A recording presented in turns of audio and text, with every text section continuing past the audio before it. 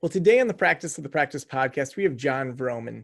Jon Vroman inspires others to live life in the front row by teaching the art of moment making. He's an award-winning speaker, #1 best-selling author of The Front Row Factor, podcast host, and founder of the Front Row Foundation. Also, he started Front Row Dads. Jon, welcome to the Practice of the Practice podcast. Yo, buddy. I'm so excited to have you here. It's going to be fun. When you did the thing with Next Level Practice, where we brought you in, that's the first time that I've just started crying uncontrollably during a webinar. We won't go too far into that, but you started this Front Row Foundation that helps people that have dealt with or are dealing with life-threatening illnesses. And you've been doing that for quite a while now. 13 years. 13 years. Yeah, just the other day, in fact, was our anniversary of when we were officially a 501c3. Wow. Yeah, that's so cool. So today I really want to dive into being a front row dad. So take me through how you went from just Front Row Foundation to Front Row Dads. Frame it out for people that have never heard Front Row Dads. And if they've never heard it, then buddy, this is a challenge for me, man. This is a real challenge because, first of all, it's dangerous. My whole staff will tell you that careful when you give Johnny the mic. It's try to keep it short. But I think that to set it up and to offer context and also what's of value to your audience, right? Like what's important.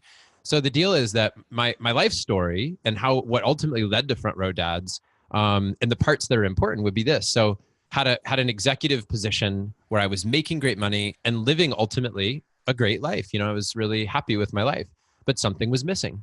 And that something was contribution and giving back and making a difference. It was more purpose and meaning. And that's why we started Front Row Foundation. Front Row Foundation was my side gig, my evenings and weekends. Rather than going to the bars and partying, I was throwing galas and raising money, and it was still hanging out with all my friends. It was just it felt like a more purposeful way of partying. And so parties with a purpose, man. And we did that for probably 3 years until I realized that we really had something so cool. I wanted to give more of my time to it, but because I had a 9-to-5, it made it very difficult to just make choices of my own of how much time I wanted to give to it. So I decided to take the leap and I started my own business, and I wanted to be a speaker and a coach that ultimately blended with Front Row Foundation. So in other words, when I spoke, I would speak about the charity, right? And there's a lot that you can learn about living life from people who are fighting for it. And I could give messages about that. And that's what ultimately led to the book. And so I'm on the road. Let me pause you there. So yeah. Were you doing speaking, or were you just like, hey, I'm going to see if people pay me to come? Both. It was both. It was actually that. So in my corporate position, I was on the stage quite a bit.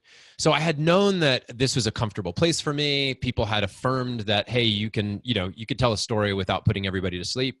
And so when I left, I thought, what can I do? I love to travel. I need a flexible schedule. Speaking just really was the perfect alignment. So then I had never been paid for a speech at that point. But I went out and said, I can figure that out. And it was hard. It wasn't a smooth road. I went in debt. They almost foreclosed on my home. It was a bumpy road, but eventually it took off. And then, and it worked out. So, yeah. So then what happened was I was on the road a lot. I was giving 40 paid presentations a year, which really meant I was giving 60 presentations a year. And I was on the road at least a third of the year, sometimes more. And then, I had a young boy at the time when I was on the road a lot, but I used to always say, well, he's so young. He doesn't even know that I'm gone. Mostly mom is there and she's doing a great job. But eventually I couldn't play that game anymore. I couldn't stand behind that. I'm not important at home. And I, by the way, I don't think that's actually true. I think I was very important at home. I think that was the story I was telling myself. But I realized I wasn't doing a good job as a husband and as a father. And where the idea of Front Row Dads came from was my buddy and I sitting down at a coffee shop saying, gosh, whenever we go to these conferences for our businesses, we always grow tremendously, but dude, we've never done anything like that for being dads or husbands. Where's the conference? Where's the event where everybody gets together and talks about how to be a better dad or husband? And we say that's the most important role, but yet we're not doing it. So that's what we did. We got 30 of our friends together and we all hung out, and it went so well. They all wanted to do it again. That I said, oh, we're onto something here. Maybe this becomes my new purpose. Maybe this becomes my new business. Maybe I can stop speaking and do Front Row Dads full time. And so now that just happened. I just came off the road. I'm still going to take a couple speeches, that are the right fit. but I'm mostly off the road and I'm doing front row dads and it feels right. So I'm totally, I feel aligned, man. Like my soul is saying, I wake up and I'm like, yeah, this is it. This is the right decision. Well, I know when I was talking to you recently on your podcast, and by recently, I mean like 20 minutes ago. Oh, but we were talking about how you asked me, like, why did I join Front Row Dads? And I said, it was you. Like, I got to know you at TEDx, and I feel like you're the kind of person that pursues new things to better yourself in a variety of ways. And so I've noticed, like, you're drinking lemon celery water, you said. We had one of our dad riff calls when you were talking about all these different things when you are on the road that you do. I want to talk about that because we've talked about speaking before. We've talked about people having foundations before. So there's past episodes that cover a lot of those concepts. And I know you would add a lot in that area. Yeah. We haven't covered a lot around self-improvement physically in regards to being a good dad. Like, that's just not something we've really kind of dove into. So let's focus in there. Celery water with lemon. Why that? Well, interestingly, the whole journey, man, is really fascinating. The whole journey is fascinating because I've been through periods of being extremely unhealthy and then extremely healthy. And I tend to, if my wife were answering this question, she would say, yeah, Johnny is in extremes. Like he's into extremes. Very hard for me to do something just, steady as she goes. No wonder we get along. I know. So if I literally walk you through the health journey, I mean, I was a smoker, right, for years at one point in my life. And then I started getting into the personal growth space and I was like, why am I doing this to myself? Like, then I thought I needed to repair all the damage that I'd done. So I went completely nutso on the health side and radically healthy. Like people would be like, John won't even put salad dressing on his salad because it's like, unless it's totally pure, right? And I went through that space. And then what's interesting is I went through a breakup. And one of the things that my ex said after the breakup was, I just don't think I can live with somebody that would never eat a hamburger or drink a beer ever again for the rest of his life. And I think that like set me off on like well, I'll show her. Right? And then I was like, I went on this rampage of just being like, and doing anything I want, eating anything I want, drinking anything I want. And I realized that's not really the right path. And I was swinging from the left to the right and, both sides of the spectrum of either all in or all out. And I've done that throughout my life. And interestingly, in different ways, like with alcohol, cutting it out for 30 days or 90 days and trying to give myself experiments with health. I've run ultra marathons. I've run 3 ultra marathons. And when you have to move your body 52 miles or so at once, you want to know everything you can about energy. You want to know everything you can about hydration and nutrition. So these little spurts in my life, almost like these challenges that I've given, I forced myself into learning some things that create energy. And then on top of that, there's one more piece to add to it, and I'll answer your question about the celery water. But really, I'm giving you why celery water. Yeah. I'm giving you the why, which is working with people for 13 years through the charity who are fighting for their life. I have a great level of respect for health. And I remember somebody saying one time, they said, when you have your health, you have 1,000 dreams, but when you don't, you have but one. And this idea of, what does it take to be a front row dad? Look, could you say is marriage first? Because if you have a happy marriage, you'll be a great dad. Are kids first? Is faith first? Is it God first? And there's all these things. And what I ultimately get to for myself is it's health first. Because if you don't have your health, if you don't take care of yourself and you leave this planet, that's going to make it very hard to worship God, serve your wife, teach your kids, or anything else you want to do. So there is a great calling to why. And we could spend a ton of time talking about this, right? But here's the thing. In all my research, in all the things I've watched, I'm not a doctor, I'm not a health coach, I'm not an expert in the space, but I picked up on some things like, hey, the more healthy things I put in my mouth, the better I'll be, just as generally speaking. Lemons are packed with vitamins and minerals. They're alkalizing in the body. Celery juice is one of the most nutritious, right, liquids that we can put into our body because of its makeup, because of its structure. Now, beyond what I just said, I can't articulate that anymore. But what I do is I do this. I pay people that I really trust. So there's a guy, Artemis, who lives in Austin, and he's been studying health for 20 years. And I'll know enough from what Artemis will tell me, Artemis will say, celery water, buddy. If you're missing celery water, you're missing a big piece.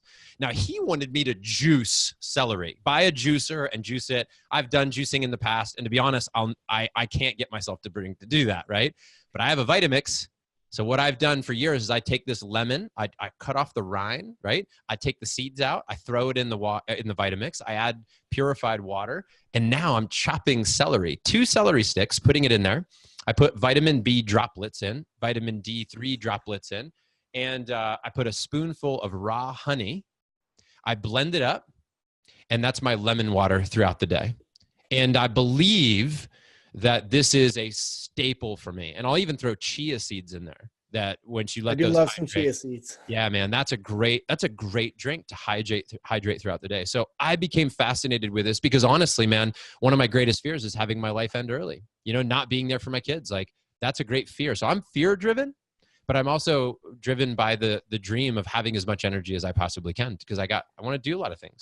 Yeah, I do a green smoothie every morning, but I like the idea of having kind of a like afternoon drink that's not like my coffee ends right about noon, and then it's like I'll just drink regular water. But that sounds like it's a little more fun.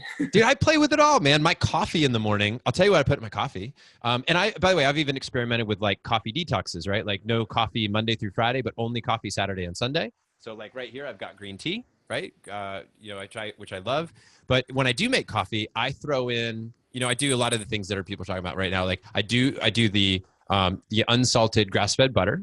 I throw that in. I throw in 2 Brazil nuts, right? Ooh. Because those are great to blend in your coffee, right? I throw in 2 dates, organic dates that I throw in for a little sweetener. I think that's way better than lots of other sweetener choices that you can make, because that's just a natural food that is unprocessed. And that's a great one. That I blend that all up, man, with a little almond milk, or my wife does raw milk.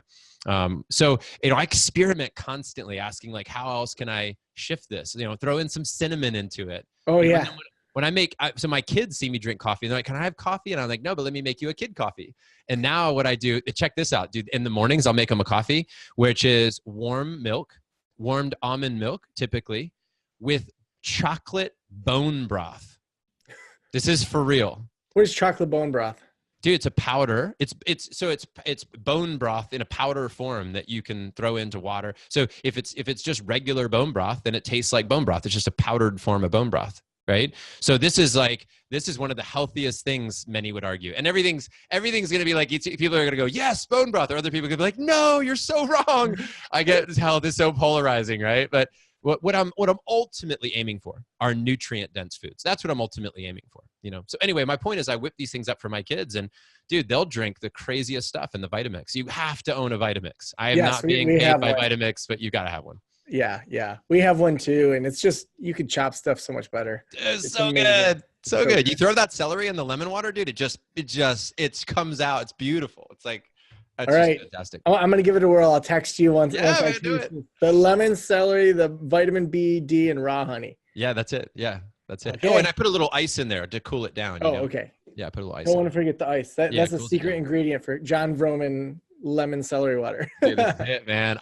I feel like this is the elixir of life. Yeah, it's great. Okay, so people start to live a little healthier. What does it take to be a front row dad? Like, what do you think are other core things that, you get to interview all these awesome people on your podcast and within our community. Yeah.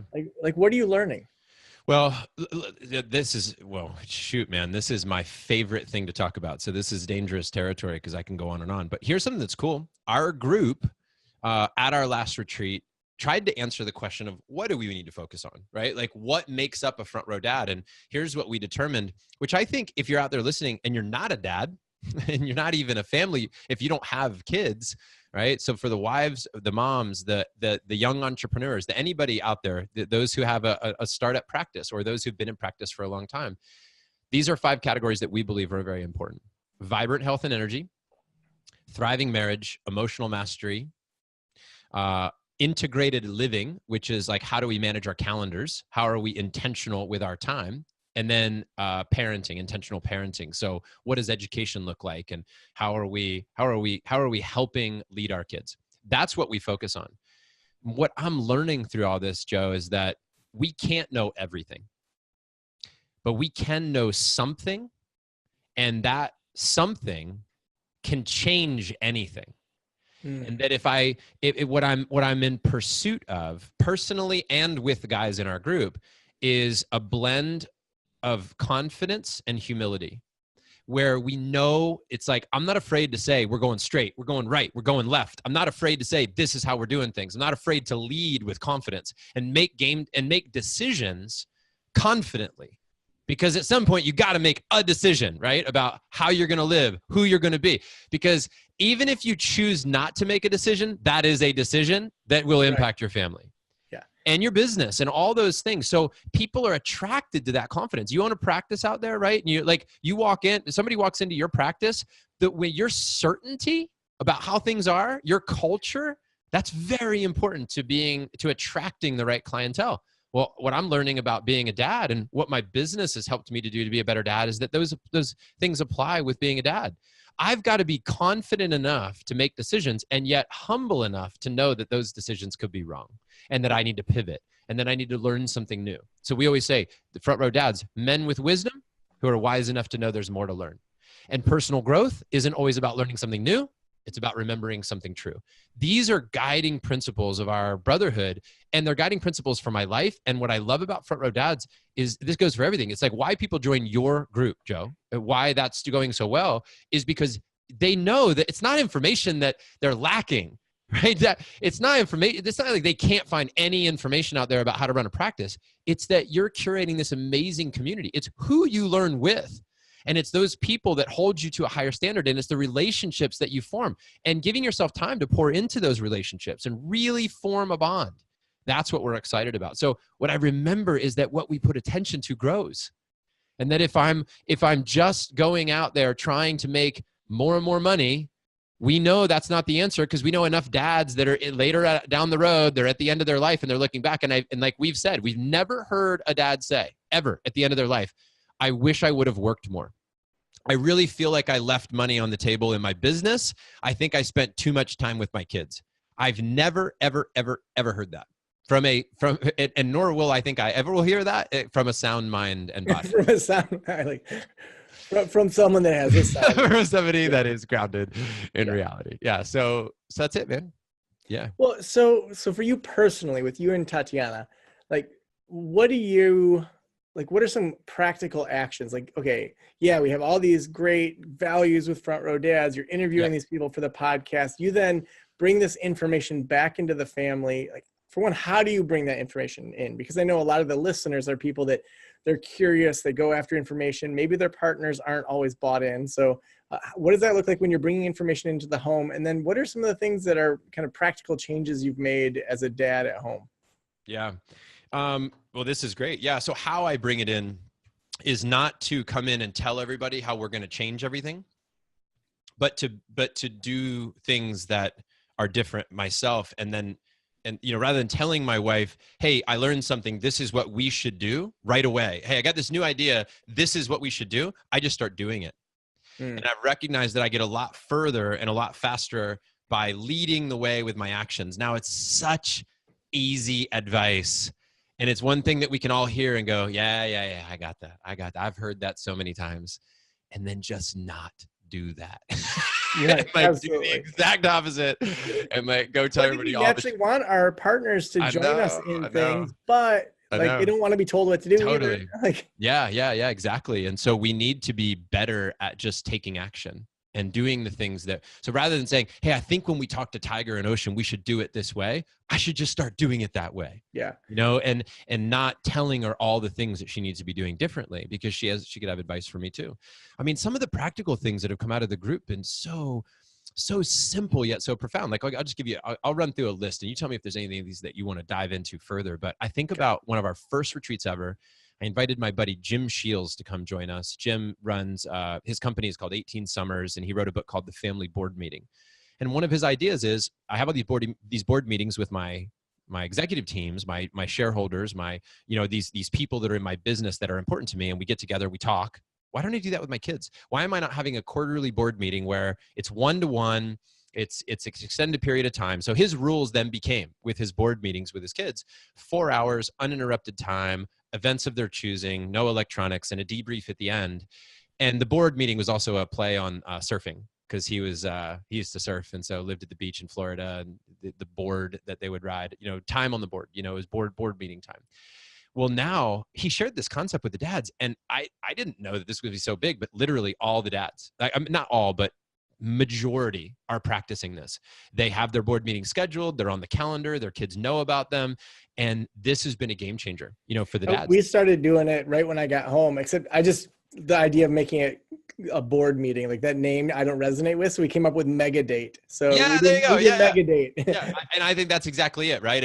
It's taking ideas and building upon them, and having these structures, whatever they are. They're these traditions, right? And there's an accountability too. Like at one of our retreats, Jim had pulled aside one of the dads, and they were talking, and the guy was like, I want to start this, but I haven't yet. And so Jim asked with his permission to bring him up in front of the room, and they ran through an exercise, and they basically did a future visioning, like, what does life look like when you don't do this? What is the pain that you feel of missing out? And really created with both the joy of doing the events and the pain of not doing the events with their kids. And that man immediately started. And so it's a little bit of having our brothers hold you accountable and talking about it. Like, hey, here's a board meeting. It's like, oh, I need to get those on the calendar. Right. So these are simple ideas, yet profound. I'll give you another example. Some of the ideas weren't even part of the teaching structure of some of these events or these calls, but that guys walked away saying that was the biggest takeaway for me. So one of them was with Jay Papasan, who wrote The One Thing, with Gary Keller. Jay was at our event, and Jay said, to earn your wife's, he was actually talking about himself. He wasn't telling the guys. He was saying, part of my mission is to earn my wife's respect daily. Earn my wife's respect daily. And he said it as kind of throwaway statement, just in the middle of something else. But at the end of the event, we surveyed the guys. They said that was one of their biggest takeaways, was the idea to earn your wife's respect every day. And that was simple, yet profound. And you could do that, right? You can go home, and your mission can be to earn your wife's respect, to show up to that relationship, and to ask yourself, what does it take to earn her respect? What is important to her? This isn't a weakening of your position. This is a strengthening of your position to understand the things that you need to do, how you need to step up, how you need to show up in order to earn someone's respect.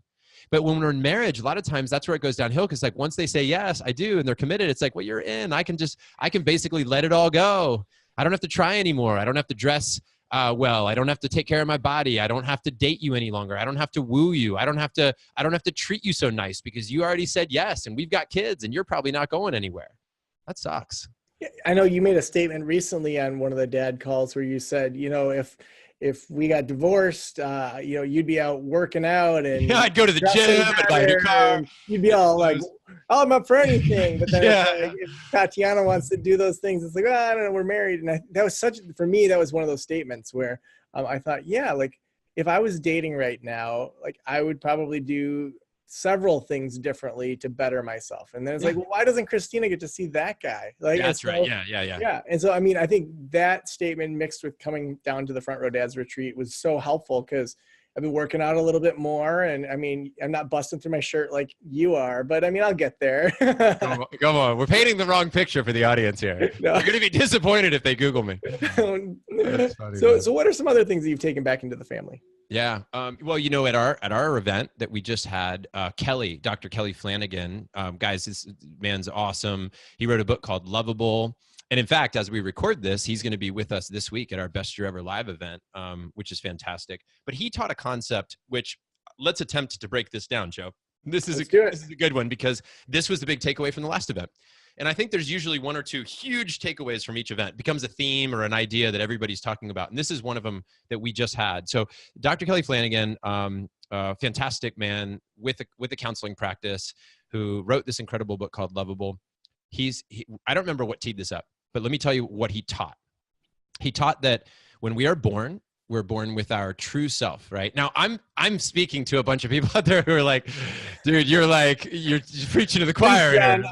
We know this. I understand who my audience is, okay? So I want you to know that, guys, that I fully respect it. But I also think that this is actually going to be, would you say this is going to be a new metaphor, possibly? No, I hadn't heard this metaphor. And the way you broke it down, I think that they're concepts therapists have heard, but framed in a way that I've already shared with my own clients. So yeah, I love it. I think it's great. So anyway, I'm just going to share this quickly and through the lens of being a dad, right? So, and I think this is valuable for all of us to remember. And sometimes the danger is when we think we know it all too, right? That's a dangerous place to be.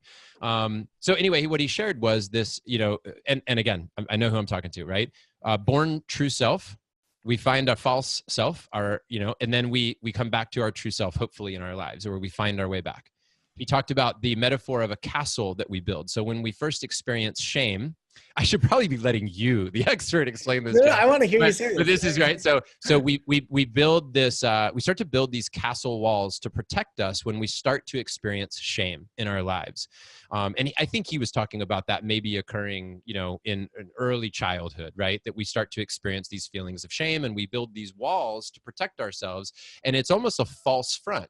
So what I really resonated with was this idea of like when we start to get to the place where we understand, like when I wear these types of clothes, people tell me I look cute or that you're cool or that you fit in. And so you understand there's an image that I can build, a false self, so that I can be loved, accepted, and belong in a group. And then what you do is you also learn that you not only need to have walls to protect yourself, this image that you portray, but that you can actually go on the attack at times. And you talked about where we build these cannons on our castle. So as we're building our castle to protect ourselves from the world, we then learn that we can put cannons on to go on the offense with people. And rather than before they even can hurt us, we can hurt them. And then we find that we are building a throne of righteousness, which is where we sit, where we find some success. We're good at sports. We're good at this thing. We build our business. We build this success somehow, and we get to be right. We get to sit in this throne and sort of direct our kingdom and be heroic to ourselves. And then he talked about through all this false self that we build, protecting our world, protecting our true self, that we then find out that there's a drawbridge and we get to walk out and be vulnerable with the world. And we get to, again, then be our true selves at times with people. But the part that really got to me, Joe, which I thought was really great, and which really helped me as a dad, it helped me as a husband, and it's helped me in any way. It helps me just as a person thriving in the world, is to understand that I used to shame myself for the false self, right? I used to shame myself for having a castle or having cannons or all those things. And what I accepted was that they are there. They're part of who I am. And that, to me, at the end of the day, that metaphor that he taught was in our world for our front row dads. And I recognize, again, your guys probably heard various ways that you can look at this, 100 different ways. But to me, this was a metaphor I resonated with. The imagery of that, the concept of that helps me understand my kids and their false self and the creation of that false self, and also not to condemn that. Yeah, that's the part I loved about it, is that so often it's like, go back to your true self. But then he's like, there's places that are dangerous for your true self. Like, that's why we build these walls and fight back. And so to say, yeah, there's times that you probably need those walls, but you don't have to live on that throne all the time. Yeah, you did a great job. You sure you don't have a therapy degree? Well, it makes sense, right? Like this idea of authenticity, like here's a question that comes up as dads. Here's a question I'm sure that comes up with people all the time, even when you're dating or how authentic should you be? Should you really say that? Should you, like, just because that's in your mind and just because you're being truthful or just because you speak your mind, I don't think you need to go there right away. Well, and even like Esther Perel in Mating in Captivity, she talks about the power of the third, of having this space between the couple, and to have even the idea of someone that's going to flirt with your wife, like that makes you raise your game and like realize, wait, she's bettering herself. Like I should feel closer. And so I think we have this image often that the perfect couple is like joined at the hip and they never have time away from each other. But I think a lot of the research is pushing back on that and saying that sometimes that mystery and that separation is the thing that drives people together even more than kind of being joined at the hip all the time. Yeah. Do you really want to know everything about your spouse? I mean, really? Because if you knew everything about your spouse, wouldn't that get to the point where you're like, well, what's next? Well, and I'm definitely like, between the two of us, I'm the one that's like, I want to know everything. And so this book has pushed back and made me think, well, is that maybe something that stands in the way of intimacy, or like, it's a good book. There's magic in the mystery. There's no doubt there's magic in the mystery. And doesn't mean that something is missing. It means that there's always something to pursue. Tatiana says, with your level of like your need for variety, John, like how do you expect to be married? And I go, I was like, let me introduce you to yourself. Like, you're 7 different personalities. I'm never going to be bored. Never, man. You're like, I have some wigs. No, Yeah, that's right. That's right. well, No, Jon, revolving. go ahead. No, go ahead. No, that's my point is like, yeah, we're always evolving. We're always changing. And when you think you get to know somebody that, ultimately something's going to happen in their world that's going to shift things and you have something else to learn.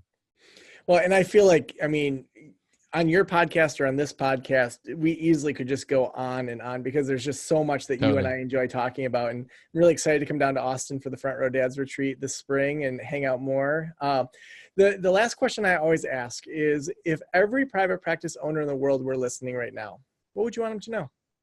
I would want them to know that I'm grateful for the work you're doing because people need you. I've needed folks like you. I still do. I still have a counselor that I work with. So whether you are counseling directly, helping other people counsel within your business, within your practice, or you're somehow leading others by the books you're writing or the shows you're hosting or whatever it is, I just want to say thank you because the world needs these conversations. We need to evolve as a community, a global community, because if we don't, we're in real trouble. This is not going to end well if we don't have massive shifts. And I think that this group of people that you're working with, Joe, and everybody out there listening is at the forefront of helping society to evolve and to understand themselves and to heal. Because when they find their true self, when they find love, when they find compassion, and when they find understanding, that they'll express that with others. And I think that we'll solve a lot of the problems that we have in the world right now. Jon, I love what you're doing with dads. I love what you're doing to help families dealing with terminal illness. I know that you have many more ideas inside of you that we'll see over the years to come. And thanks just from a personal standpoint of helping me become a better dad. So if people want to connect with you and your work, what's the best way for them to connect with you? Yeah, well, everything's at frontrowfactor.com. It's kind of the hub of all worlds Front Row. But if you want to go straight to the dad stuff, it's frontrowdads.com. And you can find the Front Row Factor, Front Row Dads podcast anywhere that you're listening to the shows, and the books on Amazon, all that jazz. Awesome. Well, Jon, thank you so much for being on the Practice of the Practice podcast. Thanks for having me, Joe.